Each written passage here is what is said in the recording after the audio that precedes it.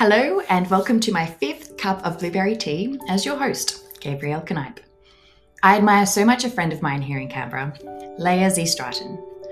We were once part of the same dragon boating community where we didn't quite cross paths, but then really reconnected at a mutual friend's wedding earlier this year and have since developed a new bond. Amongst this though, without saying a word to any of us, she just casually went and published her own novel, The Daughters of Dielle. It is a heartwarming and exciting exploration of adventure, friendship, and self-discovery. It has very charming characters, thrilling action, and I could easily visualize the imagery as the scenes progressed, which is amazing. But there is more to Leia than her work as an author. At the age of 24, she was diagnosed with congenital heart disease, a heart condition that one is born with and basically means having holes in one's heart, like a cheese grater, that needs patching up to survive. So, not only fangirling her creativity, but admiring her strength battling the series of health scares that she faced, as that has not held her back. Listen in as we learn more about Leia's journey. Leia, thank you for joining me for a cup of tea and a chat. Thanks for having me. And congratulations on your impending trip to France. And what are you getting up to? Thank you. I am about to study a Master's of Airport Management at the École Nationale de l'Aviation Civile, which is the French Civil Aviation University. And it's been a lifelong dream for a very long time, so a long time coming, and great that it's finally coming into place. Where is the passion for this particular type of study? So I've loved aviation since I was a very young girl, and it started with wanting to be a pilot when I was 6 years old, and then that evolved into aerospace engineering, air traffic control, and then I kind of landed on being the CEO of an airport. So that was where I was when I was 18. And then as life happens, I took some zigzags and worked in the defense industry for quite a while. And now it's finally time to go back to that 6-year-old girl and follow her heart. That's a little bit cute. But I believe this is your 3rd attempt to get to France to study this master's. That's right, yes. So the first time round was more of a project management master's that I applied for. And at the time, I then also got offered a position working in an aviation project in defence. I decided to work instead of study. And then the second time round was following a significant health scare. And I promised myself after that I would follow the original dream to run an airport. And I applied and got in, and then had to withdraw 2 weeks prior due to a ongoing health condition. And so 5 years later, post-COVID and all of that, I'm finally doing it, and 3rd time lucky. So. Was the university a little bit dubious about taking you in again? No, they seemed very supportive. Yes, I think that they can sense someone's lifelong passion for an industry, and obviously the fact that I keep reapplying demonstrates that this is something that's really, really important and something that I want to do. Yes. And what was the health scare that you did go through that prevented you? So when I was 24, I was diagnosed with congenital heart disease, which is a heart condition that we are born with. So 1 in 100 babies in Australia are born with congenital heart disease. Mine in particular was atrial septal defect, which is holes in the heart, so holes plural. And in fact, the diagnosis at the time from the cardiologist was that my heart looked like a cheese grater. So they needed to be patched up because otherwise I wouldn't have lived past the age of 30. So by patch up, we mean open heart surgery. So that's what I did when I was 25. And how did you go through that? How was the recovery from that? The recovery was complicated. So what can happen, particularly for those who have heart surgery in their 20s, which they don't really talk about and they don't tell you, is that you can develop pericarditis, which is an inflammation of the pericardium, the sac around the heart. And that wasn't actually mentioned as a potential complication. They talked you through many different scenarios, but that was not actually one of them. And I rocked up back in emergency about 6 weeks post-surgery with this inflammation in a regional hospital, and they were very overwhelmed with what to do and what was the best care at the time. And then we addressed it. I had pneumonia and pericarditis then. And then 2 weeks later, I was back in hospital with that same thing, the pericarditis. And so I was put on quite a strong dose of steroids to manage it and reduce the inflammation. And there was a lot of fluid around the heart, which can be quite dangerous. And I ultimately went back to work. In the meantime, was accepted into this master's program and was ready to leave. I had wrapped up my life in Canberra and was 2 weeks out from flying to Europe, to France. And then I was back in hospital again with the same condition. The pericarditis had come back and pneumonia had come back. And I was told at the time that I would need a second heart surgery. So this is 4 months post the first heart surgery to fix this condition, to actually remove the pericardium. So there was called a pericardectomy, where you remove the pericardium. And and that was the first time that A, my heart broke properly, and B, that I actually decided to take my health care into my own hands. And I sought a second opinion by going back to my own cardiologist. And I said, I would rather not have another open heart surgery. Is there anything else that we can do? And so we worked together for the next 2 years to resolve it, and through COVID, obviously, to manage it. And now, obviously, I'm in a much more stable condition, which is really good. Okay, so 2 things from there. So what are the things that you need to be conscious of in your life day to day as a result to be able to manage this? Yeah, so pericarditis for me was triggered by stress and exercise. So I'm very mindful of my heart rate, which means that I tend to prefer endurance activities. Now, I love to exercise. I've always been very involved with the outdoors. And in now what it means basically is I can hike, I can be very active, but I tend to not spike my heart rate. So I try not to sprint. I will slow down as much as I can my pace, and that just means that it doesn't trigger a pericarditis event. And I also manage my fatigue quite strictly. So I am much better at managing boundaries, whether it be with work or social activities, obviously also with exercise and everything, and just how do I structure my life? How do I prioritize what really matters? And being able to say no, I'm tired, my body's tired. If I keep pushing this and I burn out, then I actually trigger, again, pericarditis, and that means I have to go back on medication, and that is an absolute, I would like to avoid that as much as I can. Very much so. What about the mentality? How did you manage all of this? It was a 2-year process until you were able to get it in hand. Yeah. But being told you wouldn't live until past and then everything that you went through, how did you go mentally? So I'm lucky in that I've always been quite resilient and generally quite a positive person, which I didn't realize was a strength of mine until I had to go through this. And then I had others, whether it be friends or family, who say, like, you are one of the strongest and most resilient people that we know, and your ability to keep figuring out, like, working through the problem and figuring it out and understanding your body and understanding what that means for your environment and the world that you live in and how you do things. I did have moments that were quite hard. So post-surgery, they have something called pump head syndrome, which is basically because we are on a machine, bypass machine when we have open heart surgery. Your blood is oxygenated by a machine instead of your heart, and that can actually affect the chemical balance in your brain, and it can take up to 5 years to actually rebalance to who you were prior to surgery. Yeah, there's actually a thing, it's called pump head syndrome. Yeah, they made a documentary, the Heart Foundation made a documentary about it, which is quite interesting. And needless to say, shortly after the surgery, I did have a period of probably what we would call depression, but that was quite short-lived initially. And then I had a much stronger episode it would have been the end of 2021, so that was for us also the second lockdown in Australia, but I couldn't really see a way out, and I was like, is this my life forever?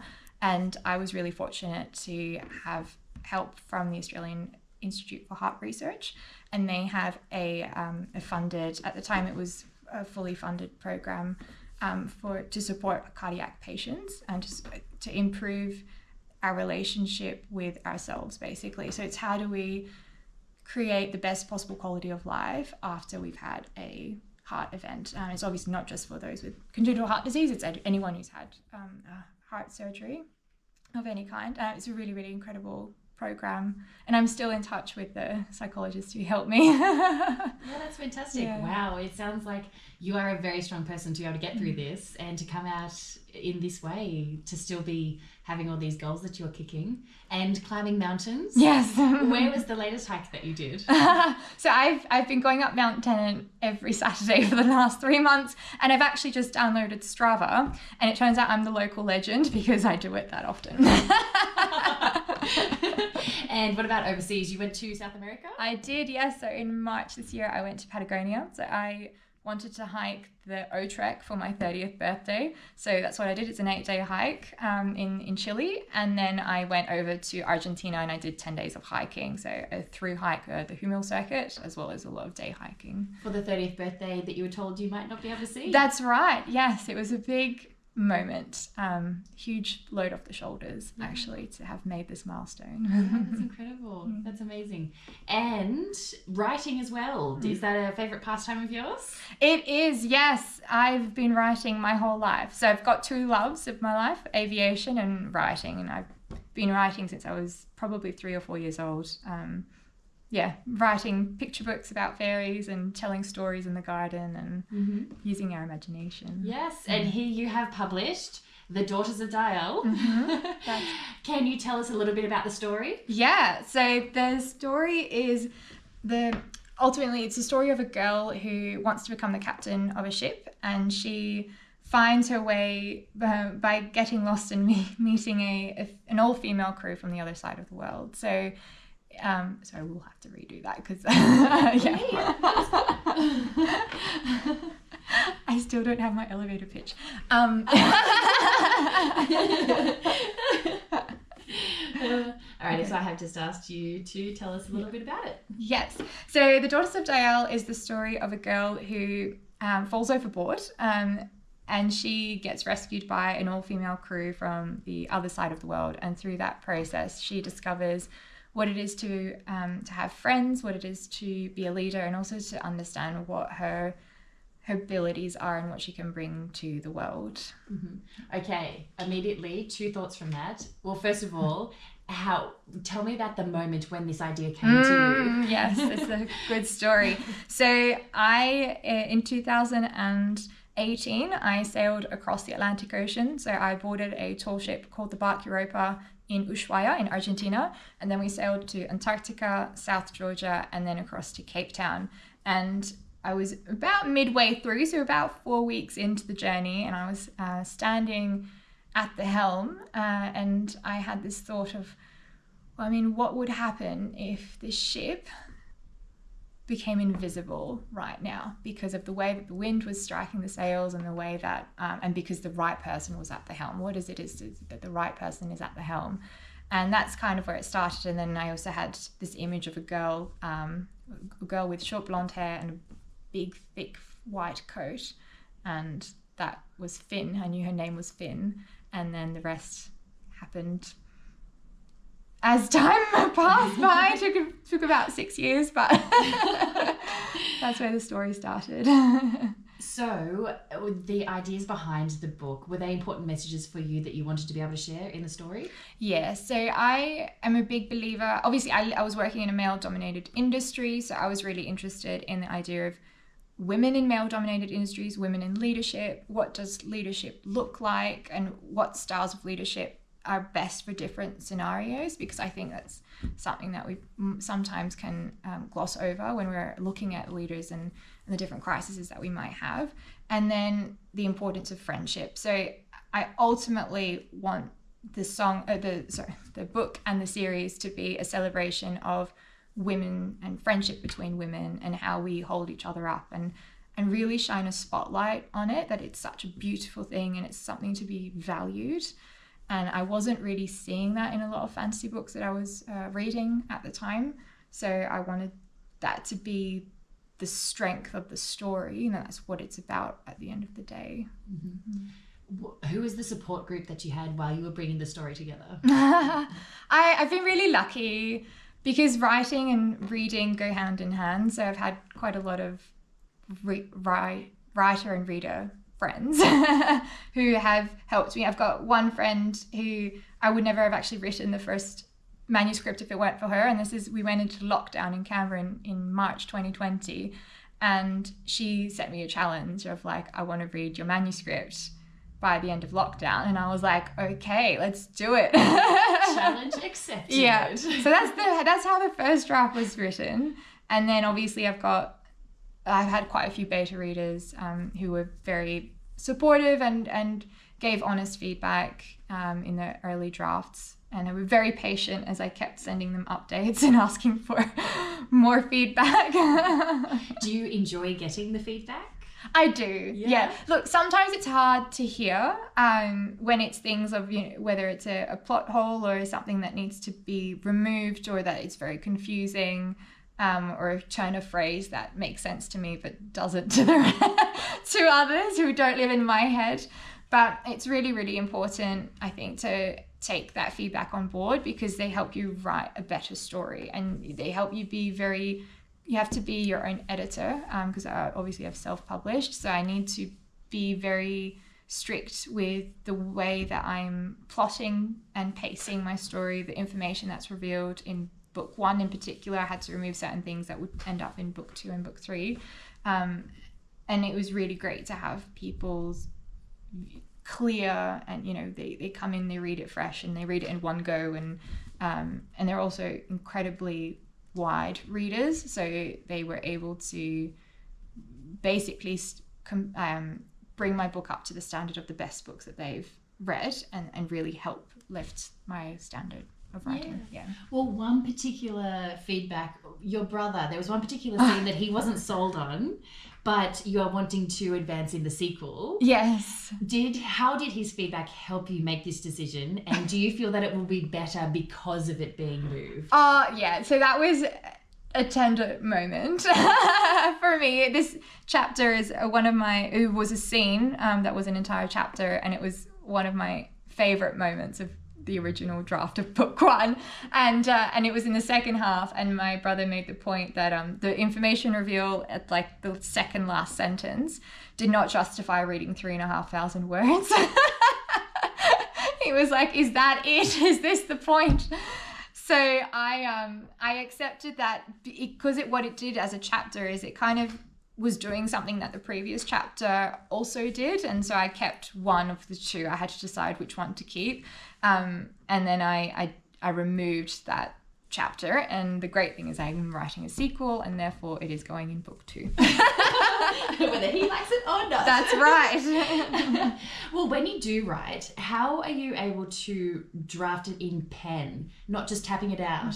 How does that happen? How can you just keep writing and writing? Yeah.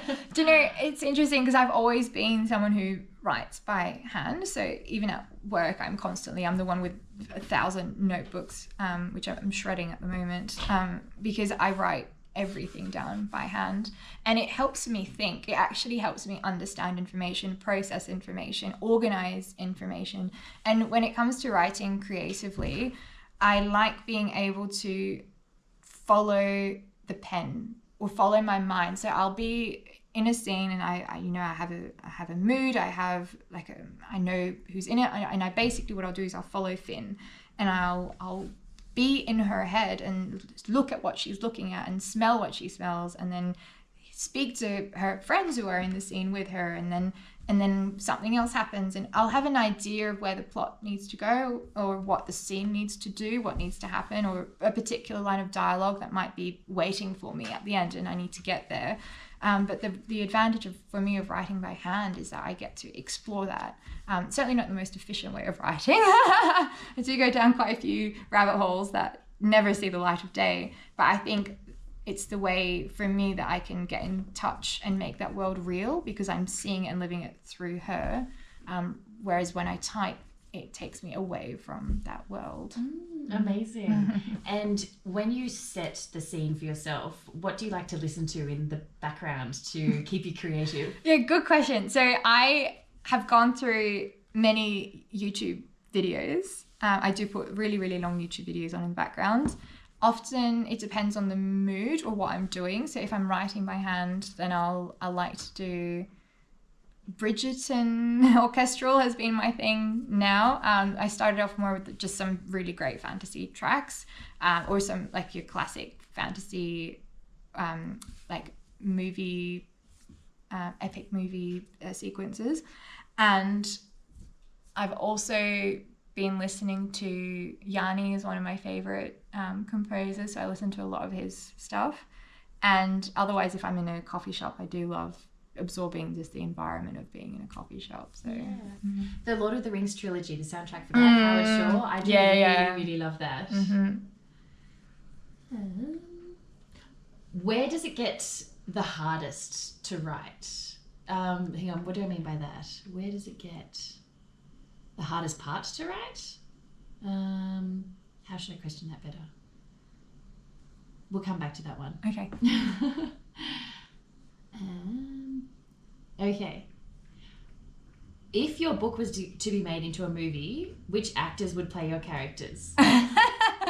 So I've always been hesitant to tell people the answer because I would like every reader to imagine the character the way that they would like the character to be and how they interpret my descriptions. Yeah. So I'm hesitant to answer. And to be honest, there's only one character that I have an actress in mind for.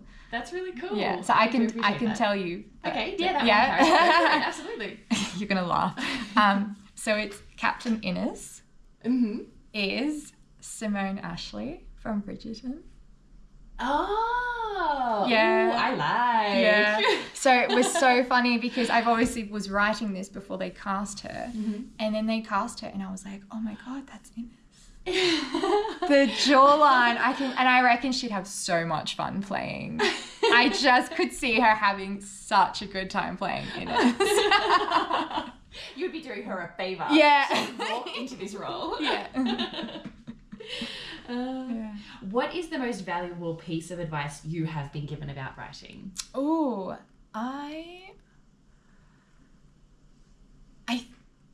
So I did a workshop with Sophie Laguna, who wrote The Eye of the Sheep, which won a Miles Franklin Award. And